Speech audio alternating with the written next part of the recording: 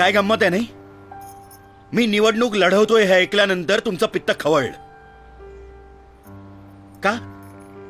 हक्क आहे मला. बाबासाहेब आंबेडकरांनी घटनेत मला अधिकार दिलाय. तो खुनी, दरोडेखोर, स्मगलर्स हे तुम्हाला खासदार आमदार म्हणून चालतात, पण एक प्रामाणिक मराठी माणूस आज राजकारणात जातोय असं म्हटल्यानंतर जणू काय मी तुम्हाला नरकात आणि मसणात घेऊन चाललोय अशी प्रतिक्रिया. का?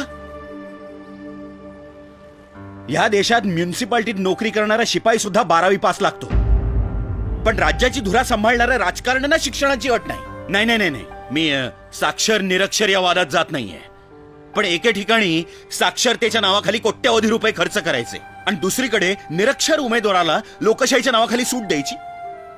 या सगळ्याची चीड न येणे इतके शंड आहोत का आपण? राजकारण हा बदमाशांचा शेवटचा अड्डा हे आपण मान्यच केलेलं आहे, पण राजकारण हा बदमाशांचा अड्डा कोणामुळे झाला याचा कधी विचार केलाय? राजकारणी चोर, लाचखाऊ, भ्रष्टाचारी, उन्मत्त असं आपणच ओरडणार आणि पुन्हा पुढल्या खेपेला आपणच त्यांना निवडून देणार. आम्ही मतदान करायला कधी सोडून दिलंय? म्हणूनच तुम्ही जबाबदार आहात आजच्या राजकीय स्थितीला. निवडणुकीची सुट्टी तुम्ही हॉलिडे म्हणून साजरी करता आणि त्याचा फायदा घेऊन हे राजकारणी पैसे आणि बोगस मतांच्या जीवावर पुन्हा पुन्हा 5 वर्ष आपल्याला लुबाडायला मोकळे होतात. प्रत्येक नगरसेवक, आमदार, खासदार हे तुमच्या प्रश्नांची उत्तरं द्यायला बांधील आहेत, पण आपल्यापैकी किती जण त्यांना त्यांच्या कृत्याचा जाब विचारतात? का नाही आपण त्यांना विचारत, अरे बाबा ना तुमची भूक तरी किती? तुम्हाला भस्म्या झालाय का? किती खाल?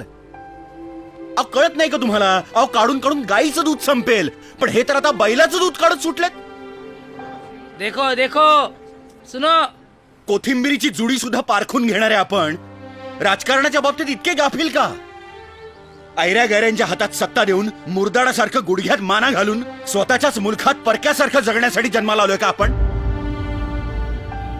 माझी राजकारणात यायची पात्रता नाही हे मी जाणतो, पण आज तुम्हा लोकांना इथे एकत्र करण्यासाठी मला असं खोटं बोलावं लागलं. मैं बोला ना अच्छा आदमी है. आज एकच सांगतो, जागे व्हा. अजूनही वेळ गेलेली नाही.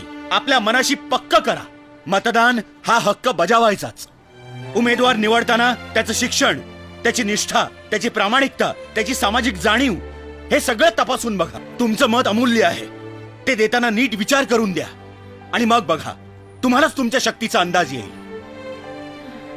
हे सगळे बदल लगेच घडणार नाहीयेत, पण मला 100% खात्री आहे, आपण आज पाऊल उचललं तर येत्या काही वर्षातच आपल्या राज्याचा आरोग्य मंत्री एक डॉक्टर असेल, अर्थमंत्री एक अर्थशास्त्र तज्ञ असेल आणि क्रीडा मंत्री एक खेळाडू असेल.